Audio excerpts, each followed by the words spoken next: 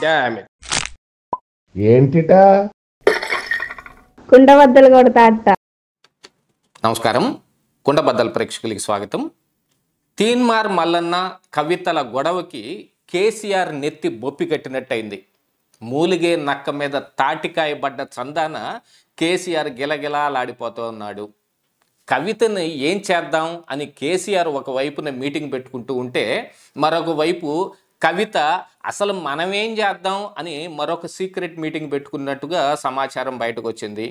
నిన్న నందీనగర్లో కేటీఆర్ హరీష్ రావులతోటి కలిసి ఈ కవిత, తీన్మార్ మల్లన్న వీళ్ళ ఈ గొడవ అంశం మీద మనం అసలు ఏం చెయ్యాలి అని వాళ్ళు ఒక సీక్రెట్గా మీటింగ్ పెట్టుకుంటే, మరొక వైపు కవిత తన భర్త అనిలు ఇక ఫ్యామిలీ మెంబర్స్తో పాటుగా జాగృతి నాయకులతోటి ఒక హోటల్లో మీటింగ్ పెట్టుకున్నట్టుగా సమాచారం బయటకు వచ్చింది.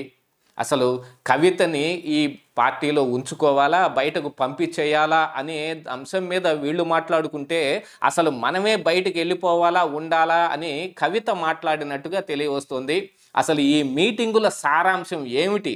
నిజంగానే కవితను బయటకు పంపించేస్తారా, లేకపోతే కవితే బయటకు వెళ్ళిపోతుందా అనే దాని మీద ఈ వీడియోలో నేను మీకు పూర్తిగా వివరిస్తాను. వీడియో నచ్చితే ఒక లైక్ కొట్టండి. ఇక కవిత, తీన్మార్ మల్లన్న వీళ్ళ ఇద్దరి ఇష్యూ మీద కేసీఆర్ కానీ, కేటీఆర్ కానీ, హరీష్ రావు కానీ, ఇక బీఆర్ఎస్ పార్టీలో ఇంకా చాలా ముఖ్య నేతలు ఎవరున్నారో ఒక్కళ్ళు కూడా ప్రతిస్పందించకపోవడంతో కవితకు చాలా పెద్ద కోపమే వచ్చింది. ఈ కవిత ఇష్యూని బీఆర్ఎస్ పార్టీ ఎందుకు టేకప్ చేయలేదు అనే అంశంలో బయట కూడా చర్చలు జరుగుతూ ఉంటే, అసలు ఈ కవిత ఇలాంటి పెద్ద తలకాయ నొప్పి తీసుకొచ్చి పెట్టింది మనకేంటి? అసలే మూలిగే నక్కలాగా ఉంది ఈ బీఆర్ఎస్ పార్టీ పరిస్థితి.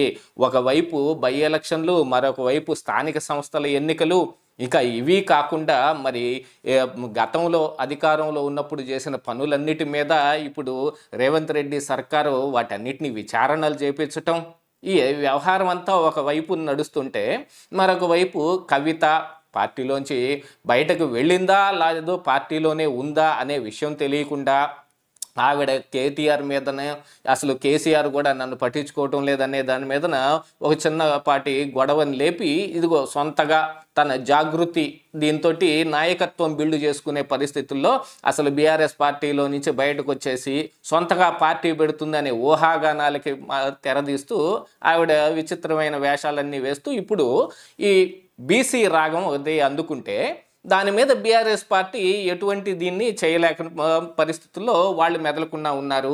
ఇక తీన్మార్ మల్లన్న అయితే ఆ బీసీ వర్గానికి మొత్తానికి తానే ప్రాతినిధ్యం వహిస్తున్నాను అనే ఒక దీంతో, నీకేం సంబంధం, అసలు కవితకి బీసీలతోటి ఏం సంబంధం అని ఏదో ఒక చిన్న సామెతతోటి ఆ ఇష్యూని కాస్త చిలికి గాలివాన చేశారు.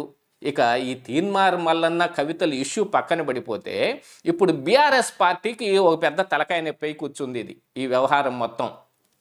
కవితని ఏం చెయ్యాలి? ఈవిడ గొడవల మొత్తాన్ని మరి పార్టీకి చుట్టుకోవాలా, లేదు వదిలేసి మెదలకుండా ఊరుకొని అసలు కవితని పార్టీలోంచి బయటకు పంపించాలా అని నిన్న నందీనగర్లో కేసీఆర్ నేతృత్వాన ఒక మీటింగ్ పెట్టుకున్నారు. ఇక ఈ విషయం తెలిసిన కవిత భర్త అనిలు, ఇక జాగృతి నాయకులు, ఇక ఫ్యామిలీ మెంబర్స్ వీళ్ళందరితో కలిసి ఒక హోటల్ రూమ్లో మీటింగ్ పెట్టినట్టుగా కొంత సమాచారం ఏదో లీకుల ద్వారా బయటకు వచ్చింది. అసలు ఇదే కరెక్ట్ సమయం.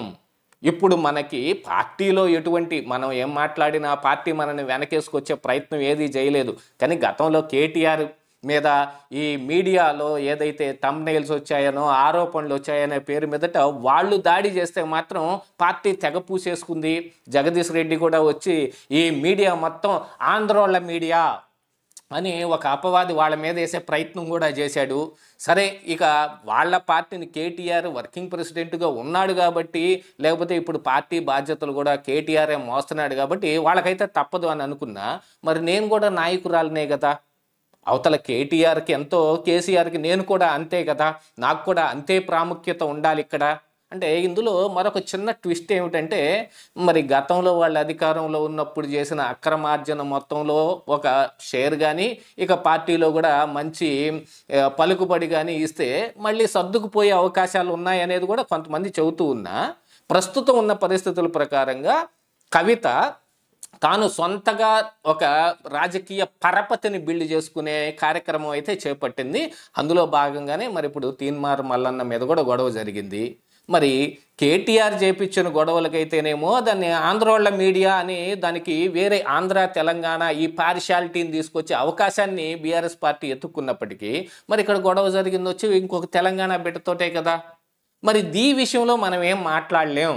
అసలు ఇప్పుడు ఆ సామెత కంచం పొత్తు మంచం పొత్తు అని అంటే అందులో బూతు వెతకటానికి బీఆర్ఎస్ పార్టీ అయితే సిద్ధంగా లేదు.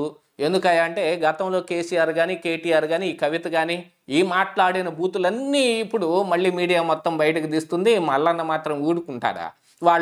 వాళ్ళ చిట్టా మొత్తాన్ని బయటకు తీసి ఉన్న బూతులు మొత్తాన్ని ఏకరువు పెట్టిస్తాడు. ఈ విషయంలో బీఆర్ఎస్ పార్టీ ఎటువంటి ప్రతిస్పందన చేయలేని కార్యక్రమానికి ఇప్పుడు కవిత సొంత పార్టీ లేదు మరొక పార్టీతోటి మింగిల్ అవటం, ఈ కార్యక్రమంలో సొంతగా తానేం చెయ్యాలి అని ఒక మీటింగ్ పెట్టుకున్నట్టుగా ఇప్పుడున్న సమాచారం. జాగృతి నాయకులైతే కనుక కొంతమంది అటు కేసీఆర్ తోటి కేటీఆర్ తోటి మాట్లాడగలిగిన వాళ్ళు, ఇటు కవితతోటి సఖ్యంగా ఉండేవాళ్ళు మధ్యవర్తిత్వం చేయటానికి కొంత ప్రయత్నాలు చేస్తున్నప్పటికీ భర్త అనిల్ కానీ కుటుంబ సభ్యులు కానీ లేదు మనం సొంతంగా బయటకు వచ్చేయాల్సిందే, అసలు మనమే పార్టీలోంచి బయటకు వచ్చేసి సొంతగా ఏదో ఒకటి చేసుకోవాల్సిందే. ఇప్పుడు ఈ మీడియా వర్గాల్లో కావచ్చు, అంటే ఒక సెక్షన్ ఆఫ్ మీడియా కవితను కూడా సపోర్ట్ చేస్తుంది అనే ఒక దీనికి కూడా అనిల్ ఉద్ఘాటించినట్టుగా తెలియవస్తుంది అక్కడ సమాచారం. దీంతో పాటుగా ప్రజల్లో ఆదరణ మెండుగా ఉంది. బీఆర్ఎస్ పార్టీ పట్ల ఉన్న వ్యతిరేకత వాళ్ళతోనే ఉండిపోతుంది. మనకి మాత్రం ఈ కవిత మనకుండే సింపతి కానీ తన కవితకి ఏదో అన్యాయం చేసి బయటకు నెట్టారనే విధంగా ఒక ప్లాన్ కూడా గీసుకుంటే కవిత సొంతగా ఇప్పుడు పరపతి పెంచుకునే అవకాశాల కోసం ఎదురు చూస్తూ ఉన్నారు. అందుకని సొంతగానే మనం ఓన్గానే రాజకీయ పరపతిని బిల్డ్ చేసుకోవాలని భర్త అనిల్ కూడా చెప్పాడు అనేది కూడా కొంత లీకుల ద్వారా బయటకు వస్తుంటే, మరొక వైపున కేసీఆర్ కేటీఆర్ హరీష్ రావు అయితే స్థానిక సంస్థల ఎన్నికలు ఇటు బై ఎలక్షన్స్ ఈ రెండింటిని చూసి ఓ పెద్ద బూచిలాగా భయపడతా ఉన్నారు. అందుకే మూలిగే నక్క మీద తాటికాయ పడ్డట్టు అసలే ఈ వ్యవహారాల్లో కింద మీద అవుతూ నలుగుతూ ఉంటే పైపొచ్చు కవిత గొడవను కూడా తెచ్చుకుంటే ఆ తాటికాయ ఎటో పడేదాన్ని మన్నెత్తిని పడేసుకున్నట్టు అవుతుందేమో, అందుకని ఆవిడన ఆ పార్టీని వదిలేయండి అని కూడా సలహా ఇచ్చినట్టుగా కొంత సమాచారం ఇటువైపు నుంచి కూడా వస్తుంది. యాతా వాతా చూస్తే కవితను వదిలించుకోవాలని కేటీఆర్ ఆలోచిస్తూ ఉన్నాడు. కవితే అసలు పార్టీని వదిలించుకొని తాను సొంతగా ఏదోనా చేసుకోవాలని ఆవిడ కూడా అనుకుంటుంది. మరి ఈ రాజకీయ క్రీడలో ఇప్పుడు వీళ్ళు చేసిన దాడులు ఎంత దాకా వెళ్తాయి? తీన్మార్ మల్లన్న ఈ గొడవను ఎక్కడ దాకా తీసుకెళ్లే అవకాశం ఉంది? దీని మీద మరి పోలీస్ కేసు ఏమవుతుంది, లేకపోతే ప్రజల్లోకి బీసీ నాయకుల్లో కానీ బీసీల్లో కానీ కవితని ఏ రూపంలో ప్రొజెక్ట్ చేస్తారు? ఇప్పుడు నిజంగానే కవితకి అంత ప్రజాదరణ వచ్చే విధంగా మరి వాళ్ళు అనుకున్నట్టుగా పరిస్థితులు ఉన్నాయా అనే దాని మీద కూడా ఇంకా లోతుగా అధ్యయనం చేసుకోవాల్సిన అవసరం కవితకున్నట్టుగానే ఉంది. యాతావాత చూస్తే బీఆర్ఎస్ పార్టీ కవిత ఇద్దరు కలిసి మునిగే లాంటి సూచనలే ఎక్కువగా కనిపిస్తూ ఉన్నాయి. ఇదే ఈరోజు కుండబద్దలు.